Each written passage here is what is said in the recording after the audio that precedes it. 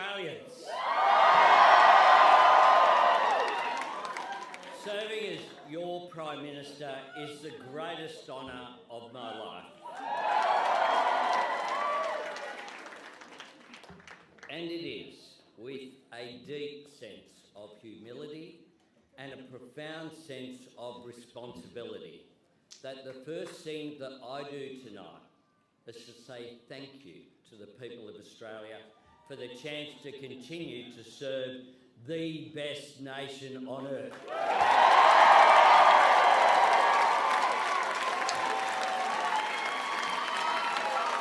This is my video update on this Sunday midday, May the 4th, coming to you from Limassol, Cyprus.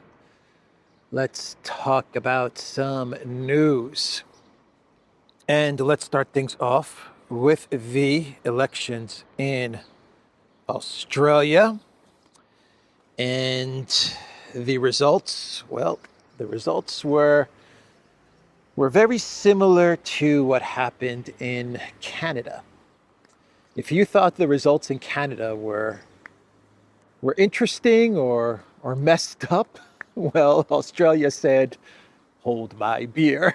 Hold my beer, everybody, because, man, the results in Australia. Wow.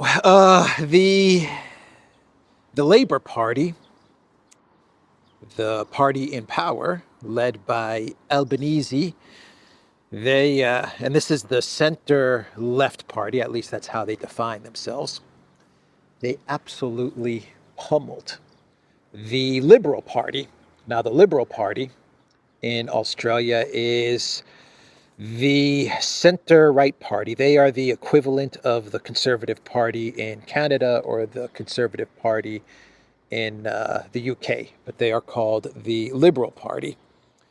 And they got absolutely demolished by Albanese and the Labour Party.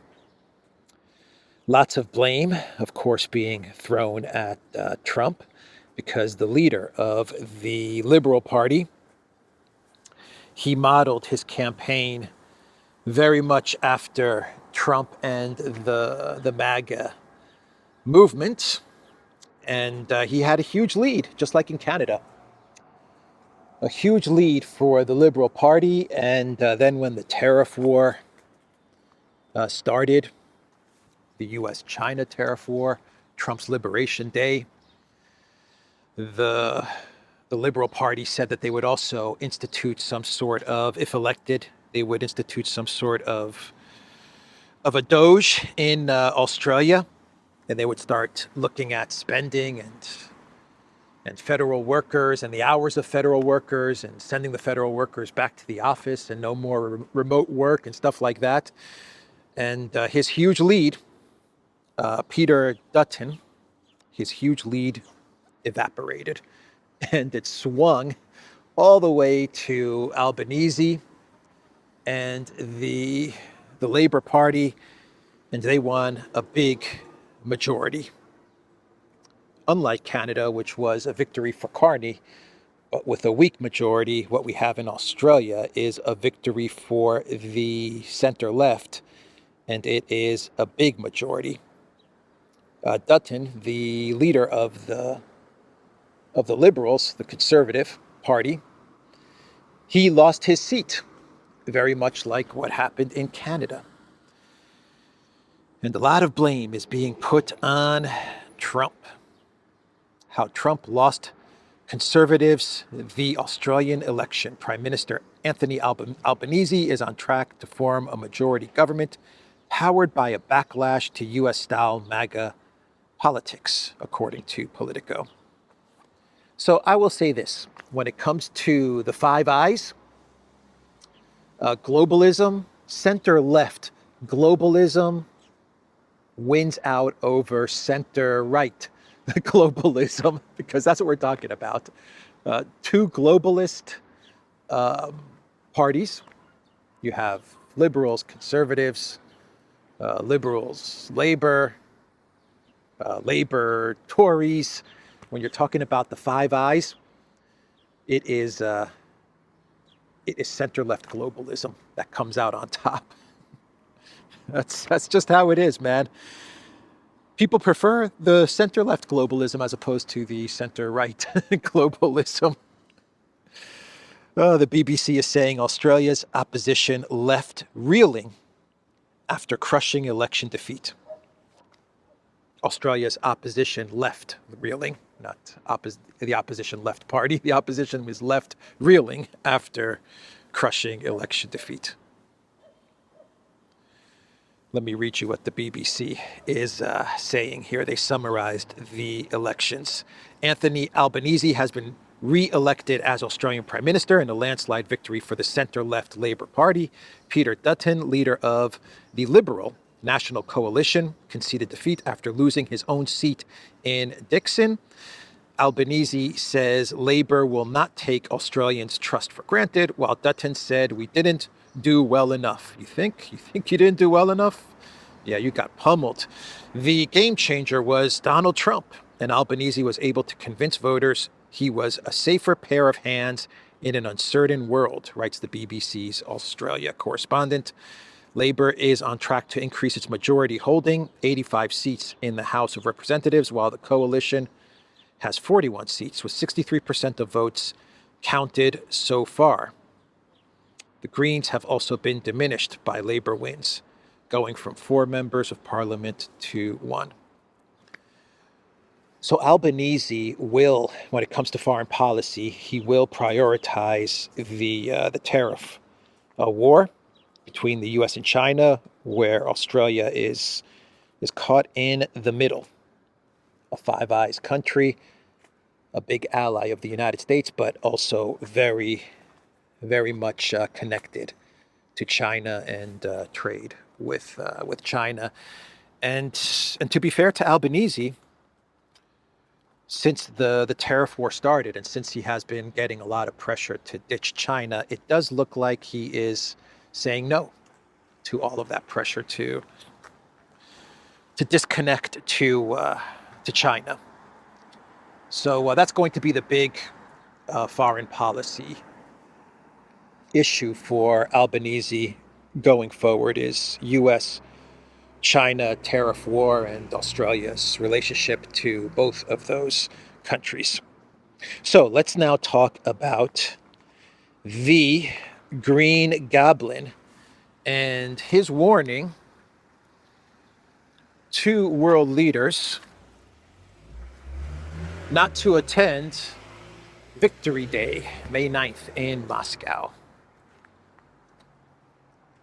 Zelensky said that he will not be able to guarantee the safety of world leaders if they attend the May 9th Victory Day celebrations.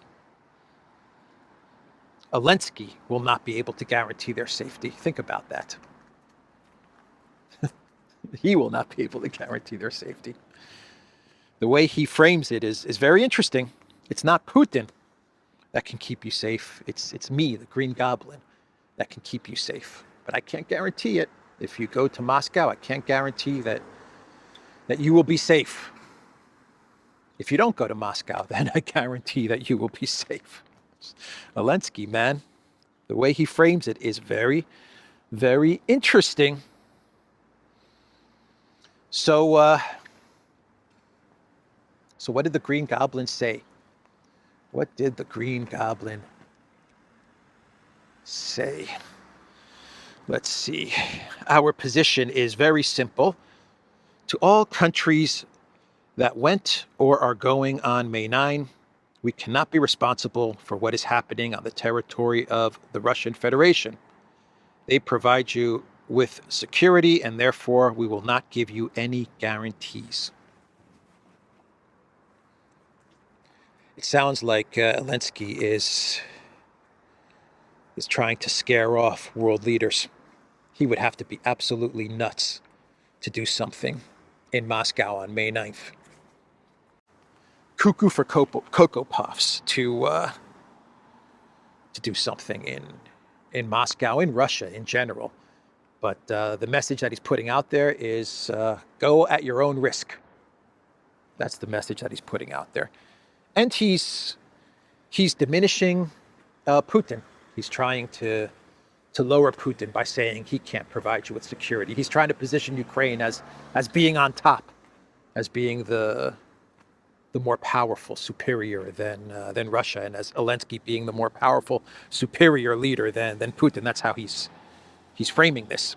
He said, it is impossible to build any plan. This next quote is about the 3-day ceasefire.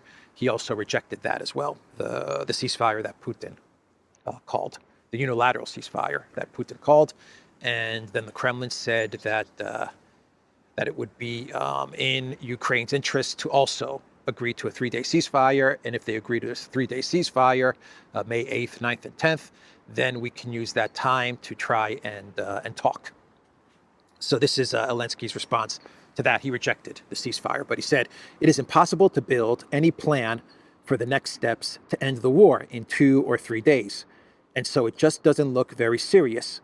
It's more of a theatrical production on his part, on Putin's part, he said, referring to Putin as cited by Interfax Ukraine. No one is going to help Putin play this in order to give him a soft atmosphere of escape from isolation on May 9 and to make everyone feel comfortable and safe. Those leaders, friends, or partners of Putin who will come to Kremlin Square, we are either at war or Putin is showing that he is ready for a ceasefire, Zelensky added. He claimed that Kiev is ready to declare a ceasefire at any time, provided both sides agree that it will last for at least 30 days. So on the one hand, he's saying that it's impossible to get anything done with a 3-day ceasefire.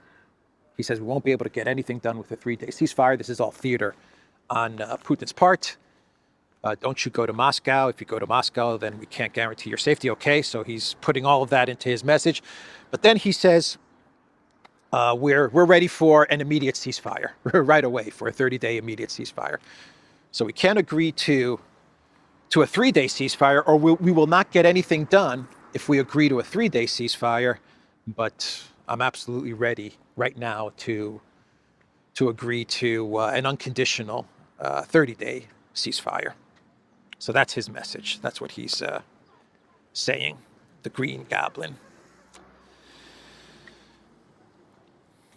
So the Kremlin's response to all of this. Maria Zakharova, she posted, Zelensky's remarks once again prove the neo-Nazi nature of the Kiev regime, which has turned into a terrorist cell. Today, Zelensky hit a new low. Now he is threatening the physical safety of veterans who will come to parades and ceremonial events on that sacred day, she said. After every terrorist attack on Russian territory, the Kiev regime, its security services, and Zelensky personally boast that it was their doing and that it will continue to be like this.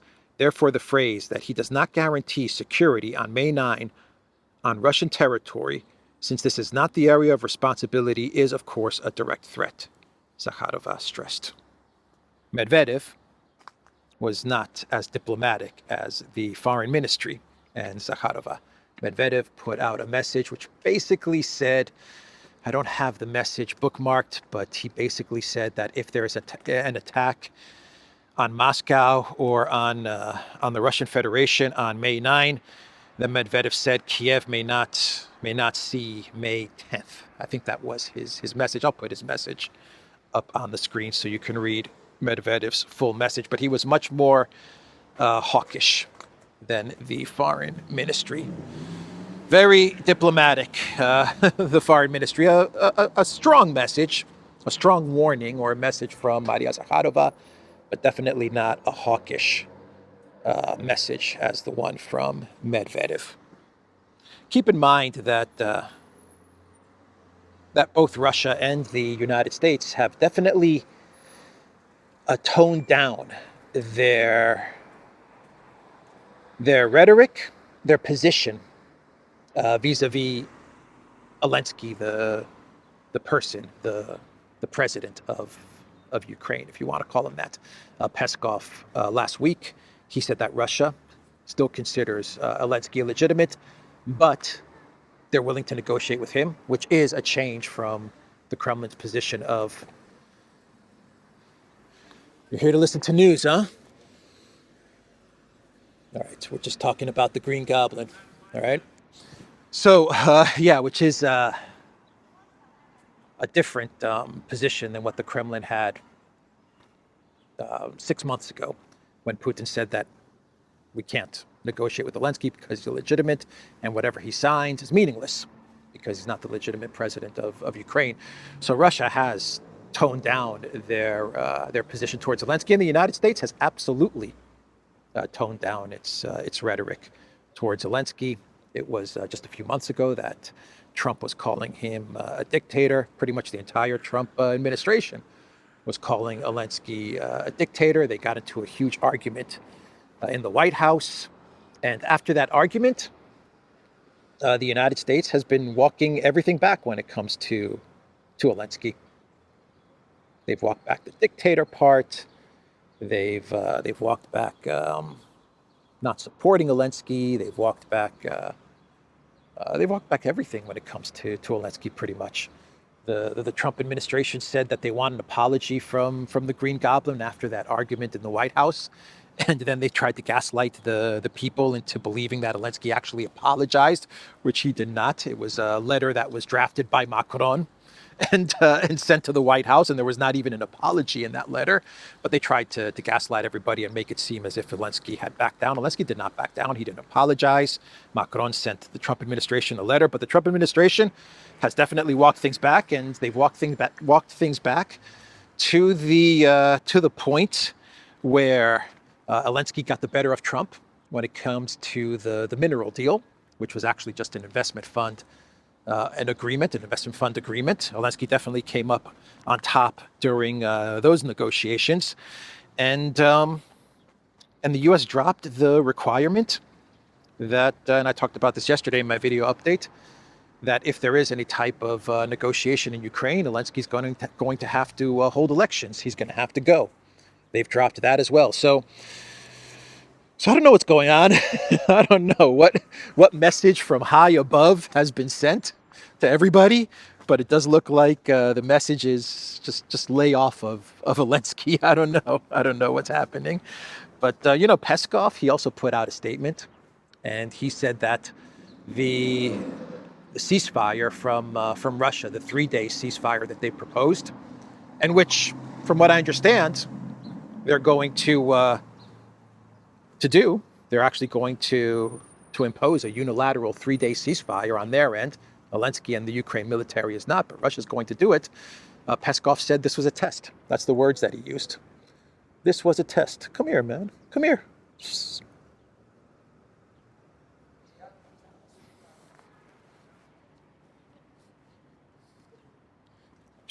Come here. You're curious. I see that you're curious. You've been watching from down there. You're curious. What's going on? So, yeah, he said it's a test to see if Zelensky is serious about peace. And he said that Zelensky is not serious about peace because he rejected the ceasefire, the 3-day ceasefire. You want some food? I got some food for you if you want. You know what I've got for you? 2 cats. I've got catisfactions. I can't get no catisfactions. All right, let's see here. Let's open this thing up. These catisfactions. Oh man, it's so hard trying to do this with one hand.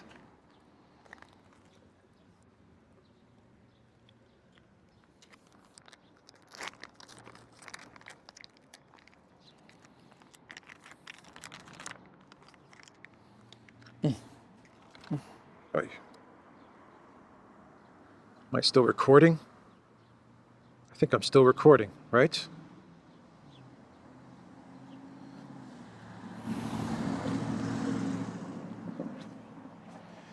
You're leaving at the good part. Come here. There you go. Get some satisfactions. Be afraid.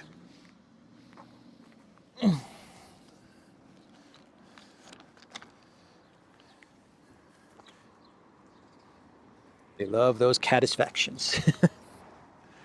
The other guy left. He was all curious, walking back and forth. Came up here to see what's going on, and then he took off. And then this guy came. So anyway, that was Peskov's statement. It was all a test to see if Zelensky is serious about peace, and he failed the test.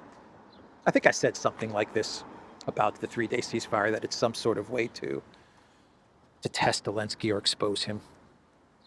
And they have exposed him, but you know, who are you exposing him to at this point? The Europeans? This is why I read Zakharova's message, and it's a good message. Her statement is a good statement. And it's a diplomatic statement. It's a strong statement, a strong diplomatic statement. Nothing like Medvedev. But who are you trying to convince at this point? You know?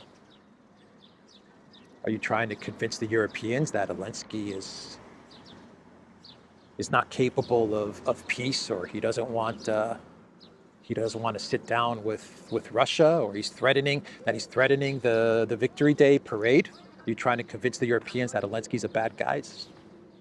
I don't understand who they're trying to convince with these statements. Where I think a statement like Medvedev's sends a message, right? I think that sends a message, a strong message. But anyway, what do I know? What do I know? Not much. Let's see. Zelensky also said that his 15-minute meeting with Trump was the best meeting he's ever had with the U.S. president, the meeting in the Vatican. That 15 minutes was amazing, he said. An absolutely amazing meeting. That is what Zelensky said. Trump sees things differently after Vatican meeting. The face-to-face conversation last month was the most substantive, the Ukrainian leader has said. On April 16th, Zelensky and Trump met on the sidelines of Pope Francis's funeral and spoke for 15 minutes without aides or interpreters. I think the conversation I had with Trump was the best we've had so far. It was probably the shortest, but also the most substantive. With all due respect to our teams, I believe the tete-a-tete format worked well. The discussion had the right atmosphere, Zelensky told reporters. Yes, the 15-minute meeting, the historic 15-minute meeting. What a historic photo of Zelensky and Trump. Man, Trump is looking bad dealing with this clown, man. Trump is looking so bad, man, dealing with Zelensky. The Zelensky curse is going to get him, man. It's going to get him. The tete-a-tete meeting is what Zelensky said. The tete-a-tete. Tete-a-tete. Doliak, what is tete-a-tete? Tete-a-tete. Zelensky, tete-a-tete? What is this? Maybe because me and Trump, we sit close and we tete-a-tete. No, Mr. President. But Doliak, I don't know what I say. Macron prepares these scripts for me. I read them. Half the time, I don't know what they say. So, sticking with May 9th, we have Vucic. Vucic and... Come here. I'll give you the rest. We have Vucic and we have Fico, who have said that they will be going to the May 9th Victory Day. And this angered the Europeans, the EU. They sent many warnings. Actually, just 2 days ago, the EU Enlargement Commissioner met with Vucic and said, don't you dare go to Moscow, or else your entrance into the European Union will be in jeopardy. Oh no, oh no. Our entrance, Serbia's entrance into the club of losers will be in jeopardy. Oh no. Anyway, a lot of warnings to Serbia. Kaya Kallas, stunning and brave, warned Fico a couple of weeks ago not to go to Moscow. So yesterday, what happens?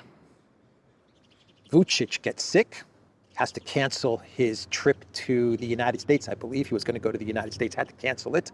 The reports were that he was so sick that he had to go to a hospital in Belgrade. And Fico got sick, had health issues. Now, keep in mind that Fico was shot 5 times, right? And he survived. But he had health issues yesterday as well. Coincidence?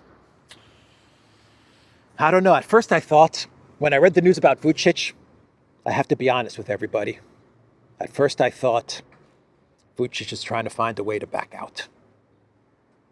He's trying to find a way to make it so that he doesn't have to go to, because the reports were that Fico and Vucic, because they're sick, they're so sick, they're not going to go to May 9th now. They're going to probably have to cancel. So I was thinking, Vucic, man, he got scared off. And he's trying to find a way to not piss off the EU, to not insult the Russians. And so he's saying that he's sick. But then we got the news about Fico as well. On the same day, both of them, pretty much on the same day, both of them get sick. We don't know what. We haven't had any reports. But that's odd. What are the chances of that? Of the 2 guys who have been warned by the globalists not to go to Moscow or else, and they're the two leaders that get sick on pretty much the same day. Does that really happen? Okay, maybe it happened. Maybe they got the same bug, right? But I don't know. Something doesn't feel right. Now we are getting reports which say that Vucic from his office and Fico from his side, they've come out with statements saying that they are going to go to the May 9th. So they've come out, both of them, with statements saying, yes, we're sick. Yes, we have health issues. Yes, we had to cancel events. Vucic had to cancel his trip to the U.S. Fico had various events that he had to cancel. But they both come out and they've said that they are going to go to Moscow on May the 9th. Something is going on, man. So the U.S. State Department, I think this is my final story before we get into clown world, yeah. The U.S. State Department, they green-lit a contract from the Biden era, from Biden's time as president. They okayed a contract for $310 million to maintain and service F-16s in Ukraine. Now, this was a contract from Biden that I guess was just sitting on Rubio's desk, and they were waiting for the approval. That's the way it looks, and the State Department has given the approval, and the Pentagon is going to move forward with this contract. $310 million to maintain and service F-16s, and from what I understand, most of the contract is connected to, I believe, the 80 F-16s, which were promised to Zelensky, of which the majority are coming from the Netherlands. And the majority have not arrived in Ukraine. I don't know what the number of F-16s in Ukraine actually is, to be quite honest. How many have actually been delivered to Ukraine? I want to say 20, maybe more. I don't know. But it's a total of 80 from what I read. And that's what this contract is connected to. So it's a contract to service and maintain F-16s. And a lot of F-16s have been, some F-16s have been shot down and destroyed. I'm thinking maybe 3 or 4 F-16s have been destroyed. But it's a contract to service and maintain F-16s, which have not, the bulk of which have not been delivered to the Zelensky regime. I'm looking at this contract and this news, and I'm just thinking this is just more money to the MIC. The MIC is probably saying, look, you guys have this $310 million contract. I don't know what's going to happen with the F-16s. I don't know if Europe even has the F-16s to give to the Green Goblin, but just green light this contract. Just sign this contract, State Department, so we can get our money. And who cares what the Europeans do? That's how I'm looking at this. So let's do some clown worlds, and we'll wrap this Sunday video up. Let's go check out the statue over there. A sculpture. The sculpture. Let's go check it out. Looks pretty nice. So the first clown world is the May 8th. I think I got everything. It's the May 8th parade that's going to take place in London, their Victory Day parade, which is taking place on May 8th. And the Defense Ministry of the UK, they are inviting Ukraine, the Ukraine military, to march in the London May 8th parade. Oh man.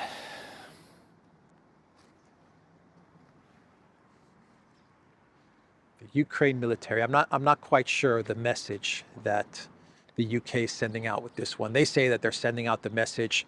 The UK Defense Minister, whatever his name is, what's his name? Healy?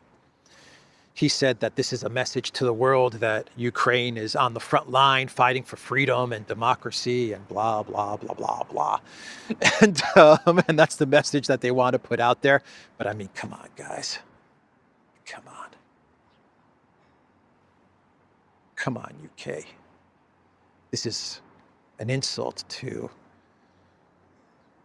all of the British servicemen who fought against the NAZIs and the Banderites. What a disgrace! What a disgraceful act from the Ministry of Defense.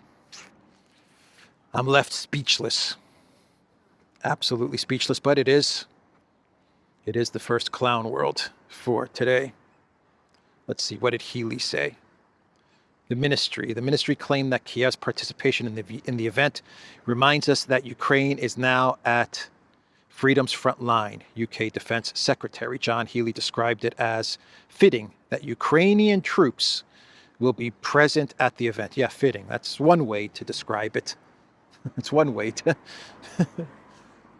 to say it. Fitting. Okay, Mr. Healy. They never mention the Banderites, do they? They never mention the Banderites. Rewriting history. So we have an update on should we try to make our way to the beach? Let's make our way to the beach. We have an update on the banning of AfD and Rubio's post on X, where he told Germany, cut it out. Stop banning the AfD, or don't you dare ban the AfD, because we see that's what's coming next. Since the German intel agencies came out with that statement saying that they're categorizing the AfD as an extremist group, everyone understood that the next step was banning the AfD, and then Rubio posted on X, don't you dare ban the AfD, don't do it. Or at least Vance was kind of saying that, and Rubio was saying that the German intel agencies labeling AfD as an extremist group is absurd. The AfD is the number one party in Germany, and they're not an extremist group, according to Rubio. Anyway, I've gone over all of this in a couple of videos. So the German Foreign Office, they have replied to Rubio's post on X. And the German Foreign Office said, this is democracy. This decision is the result of a thorough and independent investigation to protect our Constitution and the rule of law. It is independent courts that will have the final say. We have learnt from our history that right-wing extremism needs to be stopped. I don't think Germany has learnt much from its history, given all of the recent statements and all of the recent moves that the support that they have shown to the Zelensky regime, the moves that they've made in escalating with Russia, the statements coming out of BlackRock, Mertz, the banning of political parties. I don't know how much Germany has learned, to be quite honest. But that's their statement. And the German intel agencies, all of this stuff is independent according to the Foreign Office, which is not. It's not independent. I actually believe the German intel agencies must fall under some ministry, right? The Interior Ministry. You have to imagine that that's probably who they fall under. So I don't think there's anything independent about about the potential banning of the AfD. Anyway, that's their reply. And to wrap up this story, the Atlantica Hotel. To wrap up this story, we have people on X who dug up a post from the Foreign Office of Germany from the 7th of August, 2024, which is condemning Thailand, and says, today's ban on the largest opposition party at MFP Thailand is a severe setback for democracy. It is important that Thailand remains committed to pluralism and that all democratic parties can freely exercise their electoral mandate. That was from August 2024. Only a year ago, they were blasting Thailand, lecturing Thailand about democracy, democracy and banning political parties. And now look at Germany now. Look at Germany now. All right, that's the video, everybody. theduran.locals.com. We are on Rumble, Odyssey, BitChute, Telegram, Rockfin, and X. Go to the Duran shop, pick up some merch like the shirt that I am wearing today in this video update. The link is in the description box down below. 15% off all merch on the Duran shop. Use the code SPRING15. Subscribe to this channel. Hit a like if you want. Subscribe to this channel if you want. I will see everybody tomorrow. I'm just going to make my way to the beach, and then I'll sign out for today, for this Sunday. I feel like I'm back in Arizona, but with a beach. Arizona, but with a beach. Anyway, that's the video, everybody.